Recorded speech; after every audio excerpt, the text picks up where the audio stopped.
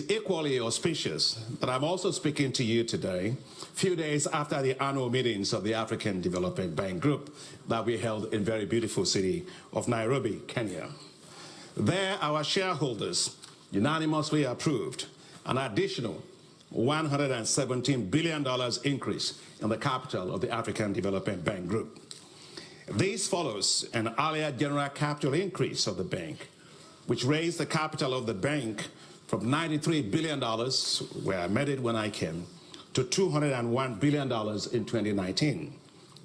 This new capital injection last week brings the capital of the bank to $318 billion. So you can understand that in the context of changing global financial architecture that we've been asked to do, we're going to be bigger, bolder, and better. The historic increase in the financial capacity shows the confidence of our shareholders in African Development Bank's vision for Africa and our resolve and commitment to accelerate its growth and development, I must add, relentlessly. They did so because our high fives, which are the priorities of the bank, to light up and power Africa. You all know about that, I guess, to feed Africa, to integrate Africa, to industrialize Africa, and to improve the quality of life of the people of Africa. That's what we call the high fives at the African Development Bank. They have impacted on over 400 million people in the last 8 years. This newly injected capital will allow us to do more. It is therefore with great excitement of the wind in the sails of the African Development Bank that I am delighted to speak to you today on envisioning Africa's economic prospects. Ladies and gentlemen, the New York Times recently had as its headlines, "The future is African." I agree, of course, with the New York Times. Africa can no longer be ignored. I fully expect Africa to be the pivotal continent in the world, given its economic prospects. First, Africa's population is projected to reach 2.5 billion by 2050. And by then, 1 in every 4 persons on Earth will be African. With rising middle class and projected consumer and, of course, business expenditures projected to reach over $7 trillion, this is a formidable market of the future you cannot ignore. Second, with its burgeoning youth population of almost 1 billion people under the age of 35, Africa will boom with talented skills and form the workforce of the world. Third, with 65% of the uncultivated arable land left to feed 9.5 billion people in the world, it's not in Asia, it's not Latin America, it's not in Europe, it's not in China, it's in Africa. So what Africa does with agriculture is going to absolutely determine the future of food in the world. Fourth, the future of energy transition for a world powered largely with renewable energy will actually depend on Africa, because Africa has the largest solar potential in the world, which of course will be critical for developing green hydrogen and green ammonia that will power economies of the world towards net zero emissions. Africa also has the largest deposits of green metals, minerals, from platinum to copper, nickel, manganese, chromium, graphite, and lithium, which of course are all critical for manufacturing of solar panels, battery energy storage systems, and electric vehicles. And the value of those electric vehicles by 2025 will be $7 trillion. By 2050, it will be worth $57 trillion. Fifth, the African Continental Free Trade Area, which of course brings together all 54 African countries, with an estimated GDP of $3.4 trillion, is on its way to becoming, actually, the largest free trade zone in the world in terms of number of participating countries. Therefore, ladies and gentlemen, economic trends, growth and development of Africa are central as we look to a world where the continent will play a very significant role. Ladies and gentlemen, despite challenges of COVID-19 pandemic geopolitical risks, high food and energy prices, and the rising global interest rates, African countries are showing economic resilience. Africa's real GDP growth rate increased from 3.1% in 2022 to 3.7% in 2023 and to 4.3% projected for 2025, according to a report of the African Economic Outlook that we released last week at our annual meetings of the African Development Bank. Africa is the second fastest growing region in the world, second only to Asia, and has actually 10 out of the 20 fastest growing countries in the world. As Africa's economic resilience is bolstered, unlocking its economic prospects that we're talking about requires ensuring structural change of its economies, raising the productivity of agriculture, so we're always back to agriculture, provision of electricity, accelerating infrastructure investments, and supporting fast-paced digitalization, unleashing economic and job opportunities for women and youth, and driving industrialization through greater mobilization of the private sector. Assuring food security in Africa is top on the agenda for the African Development Bank. Of course, as you know, I'm an agricultural economist, and the first one ever to have come from an agricultural background to lead a global multilateral development bank. So, you know, agriculture is at the front of the agenda. It's in my genes. Over the past 8 years, we have provided close to $10 billion in support of our flagship initiatives in agriculture. One of our top flagship initiatives is called Technologies for African Agricultural Transformation. In other words, it's called TAAT. It has delivered climate-smart agricultural technologies for over 13 million farmers. And one of the ones is in Ethiopia.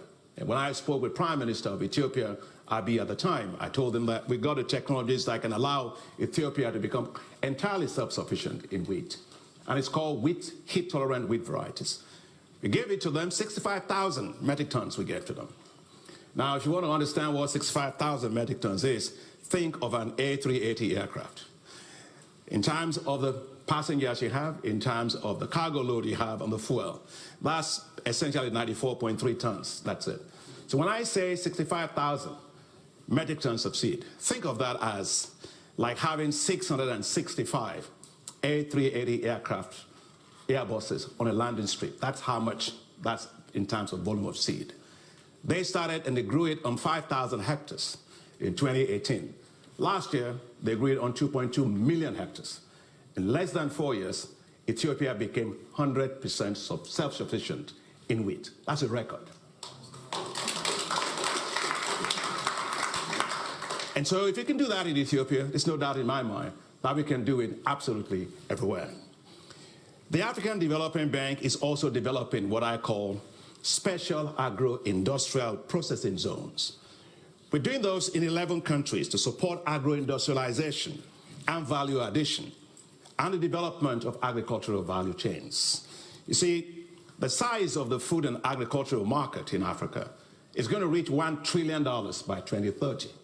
And Africa cannot and should not continue to export primary commodities.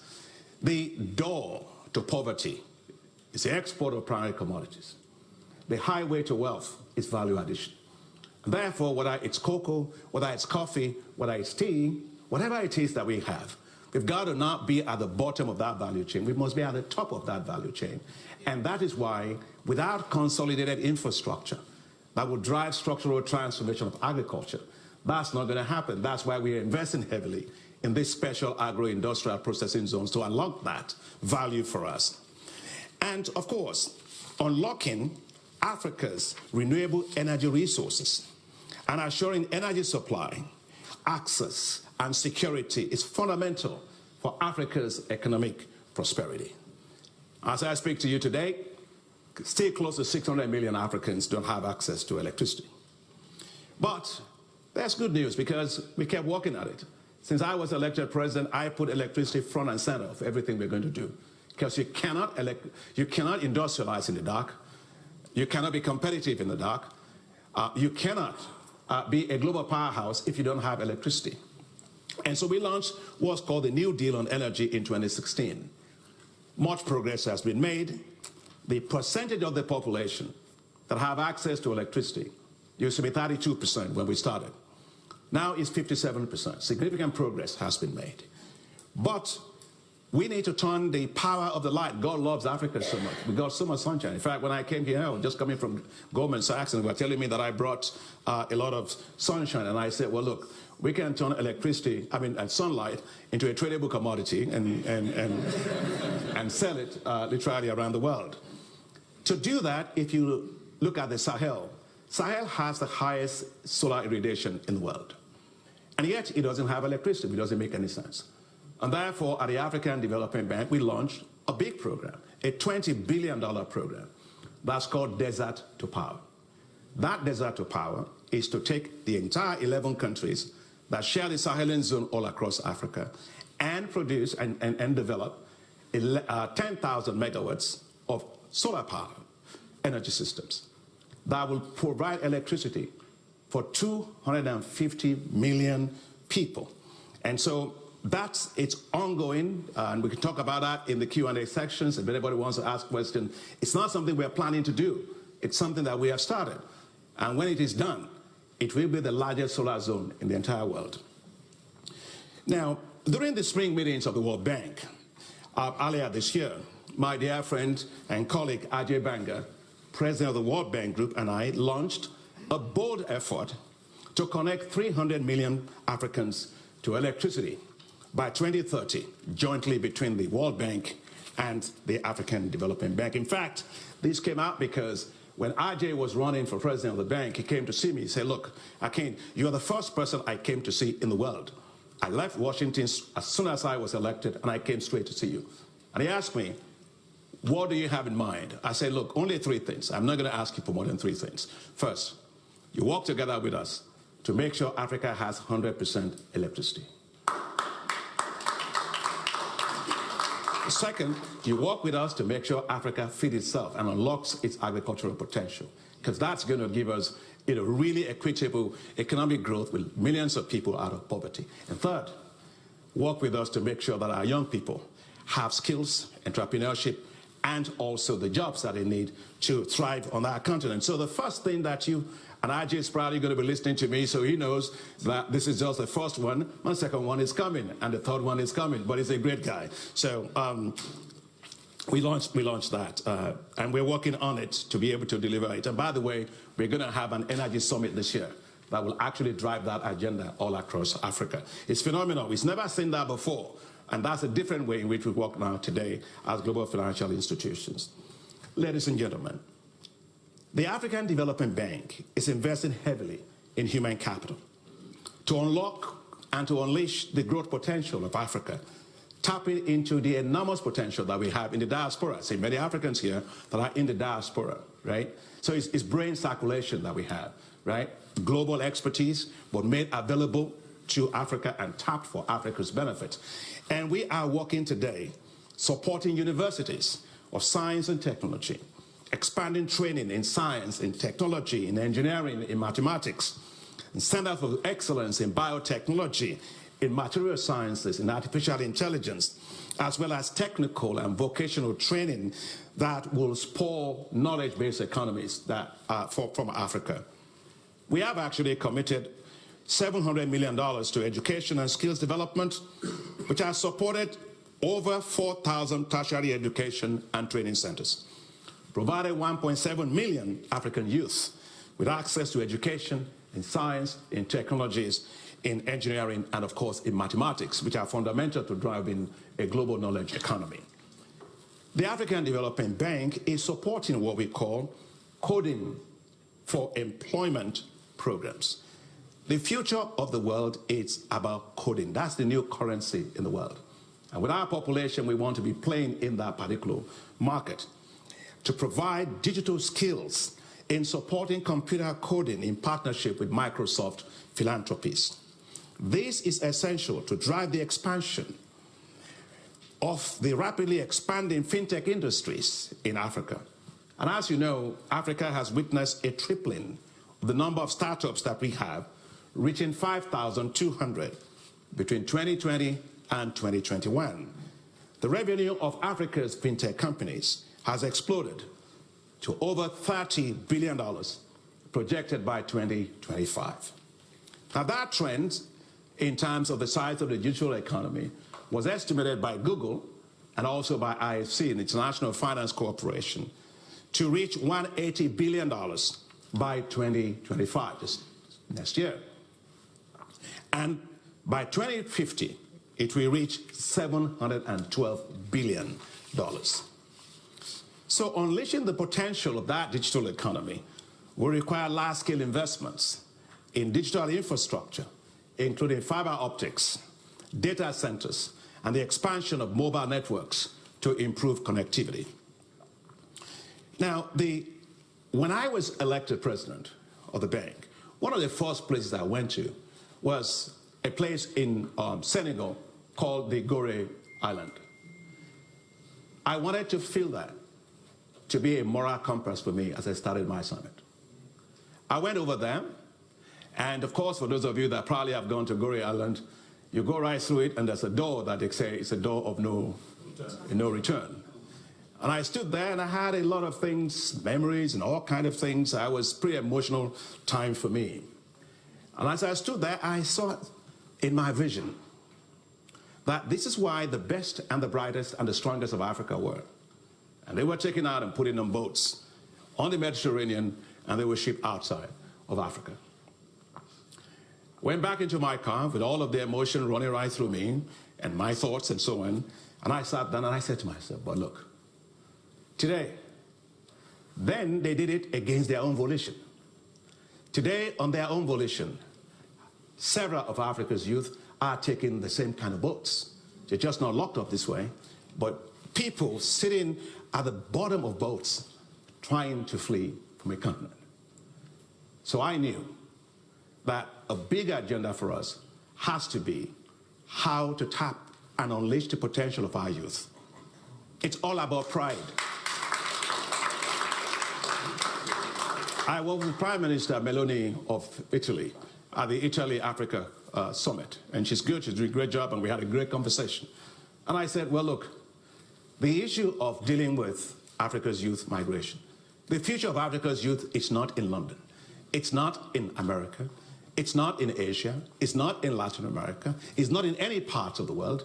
It is in Africa, growing well, with quality growth, paying attention to inequality, and paying attention to turn its demographic asset into an economic dividend. The young people of Africa are the best assets we have, but we have to put our money to back them up, to take on the world, and they can't do that. And that's why the African Development Bank, when I got in there, I said, look, we're going to create what we call new financial institutions around our young people.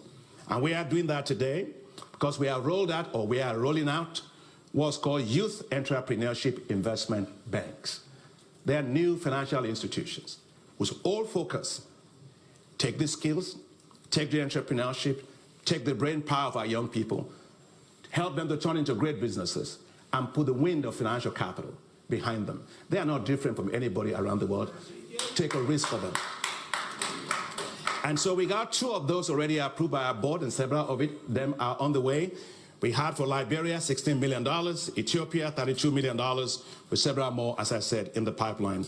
And Vice President Solomon Quenyo is right here, and he's my Vice President in charge of that operation. We are also focusing on women. Women run Africa, actually, let me tell you that. And that's not just a cliche. I'll tell you, when I was chief economist for the West Africa Rice Development Association in the 1990s, I traveled to Nigeria. When I got to Nigeria, I was flying back to Abidjan. And I got in those days into one aircraft, they used to call them Air Afrique, you remember? We used to have an aircraft called Air Afrique.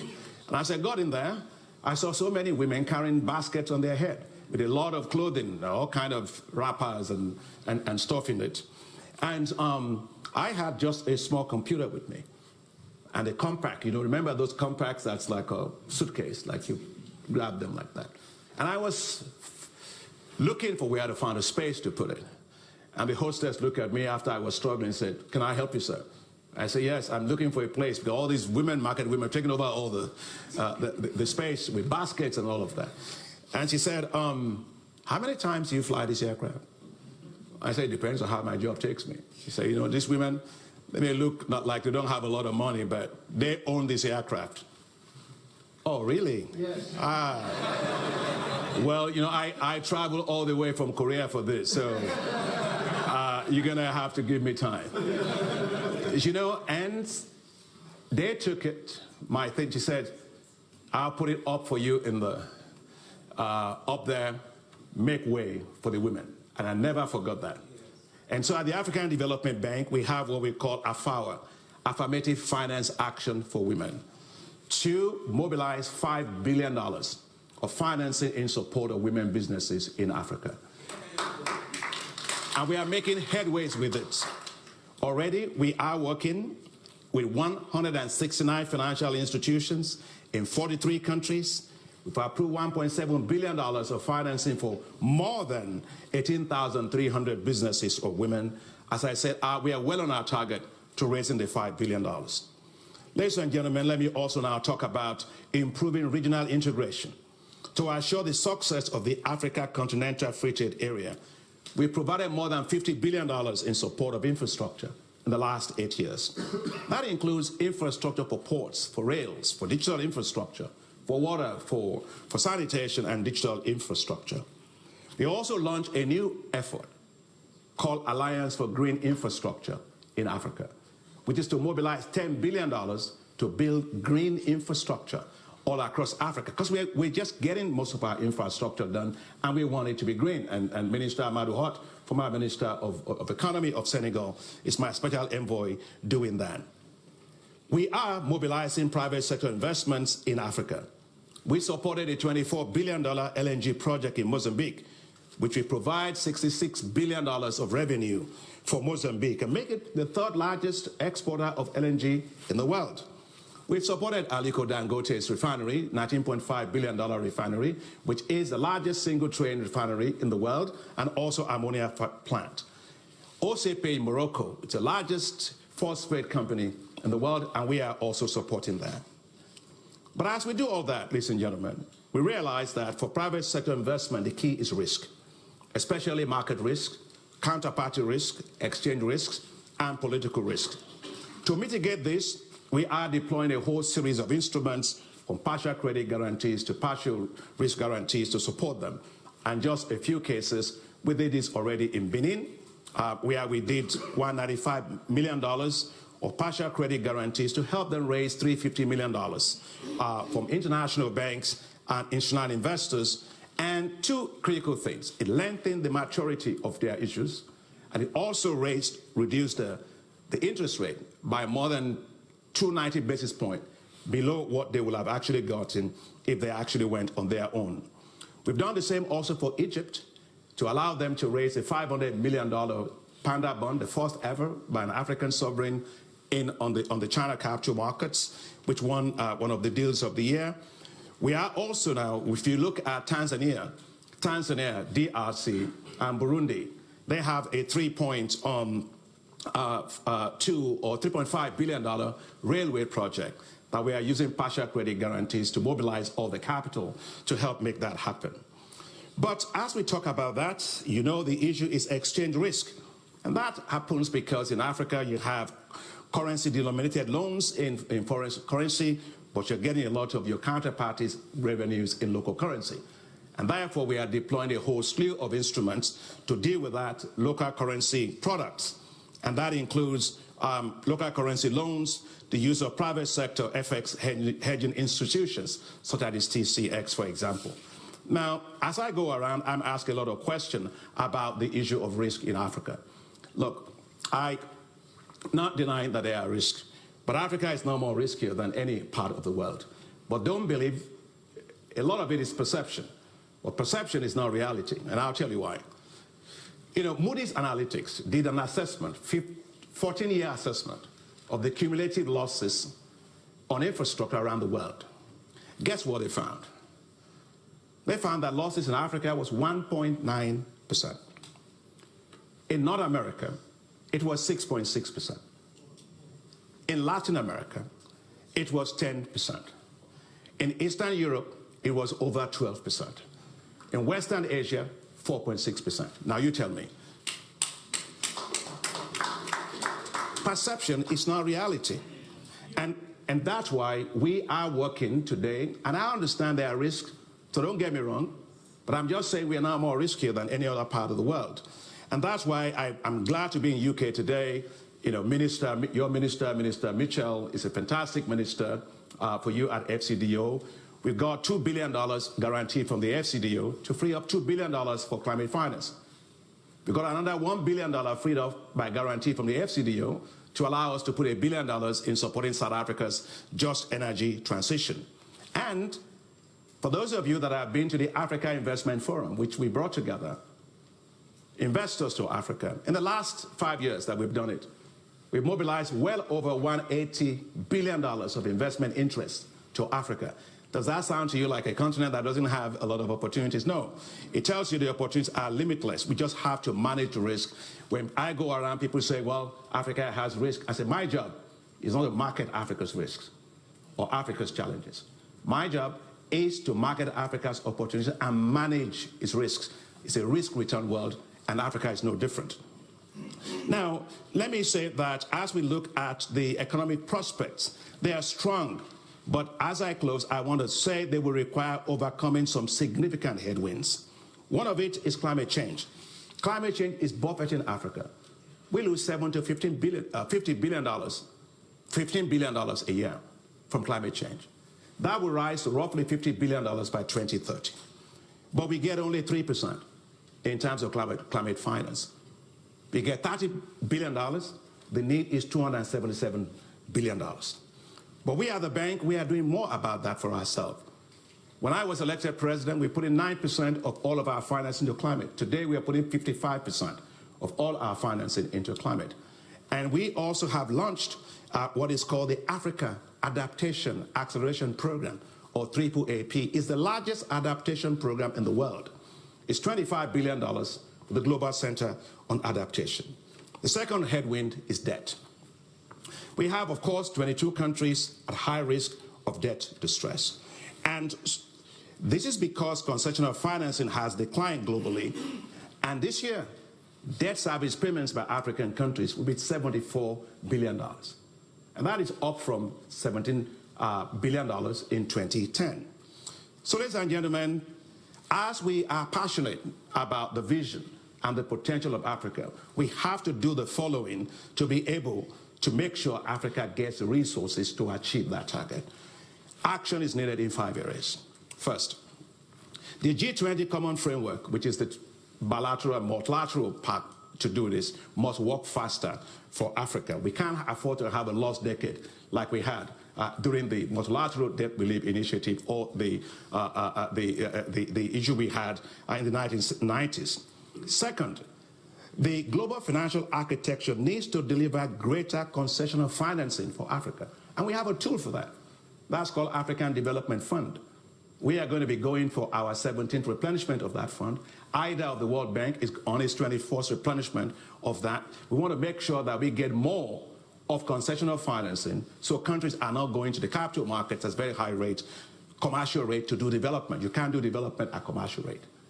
Third, we have to make sure that the global financing system delivers more for Africa and avoid economic divergences that are coming about because of slow economic recovery of Africa from COVID. COVID went away, yes. People have long COVID, but we had long fiscal COVID in Africa today. And therefore, if you take a look at how much capital financing was given to deal with COVID by developed countries, $19 trillion it was. 19% of the global GDP. Africa, $83 billion, 4.5% of its global GDP. So there's a lot of inequity in how these things are done. Also, take a look at its special drawing rights, which were issued by the IMF. There are contingent facilities to deal with global shocks. $650 billion were issued. Africa, guess what? Got $33 billion. That's 4.5% for a population of about 1.2 billion, 1.3 billion people.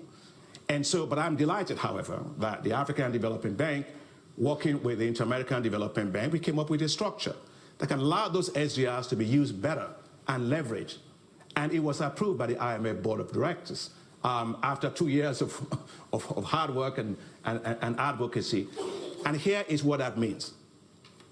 Because we are AAA rated financial institutions, $1 of SDR would turn to $4 because we are AAA rated financial institution.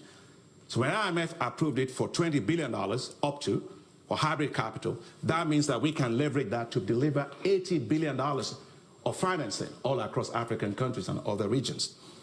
I also want to say, finally, that it has to do with how African sovereigns and non-sovereign are rated. We are not rated fairly. We are not rated fairly. If Africa's ratings are actually done fairly, the United Nations Development Program says that Africa would save $75 billion a year in interest service payments. So, and that's why, for us, we take this issue very seriously, and we are working with Africa to set up an Africa credit rating agency. It's not to replace global rating agencies. No, don't get me wrong. If you go to a doctor, here's your scan, you must also be able to get a second opinion. And so that's very important that the risks are well understood. President Ruto said last week, he said he had to pay 200 basis points higher just because there was a coup in Niger Republic. And he had to tell the rating agency, I don't know the particular one, that last time he checked the map of Kenya, Niger was not inside of the map. So as I close, Africa's trajectory will be stronger as we tackle these challenges, but we must improve security. Security is a big issue that we must do, and deliver more concessional financing. At the end of the day, what will make the most difference is mobilization of domestic resources.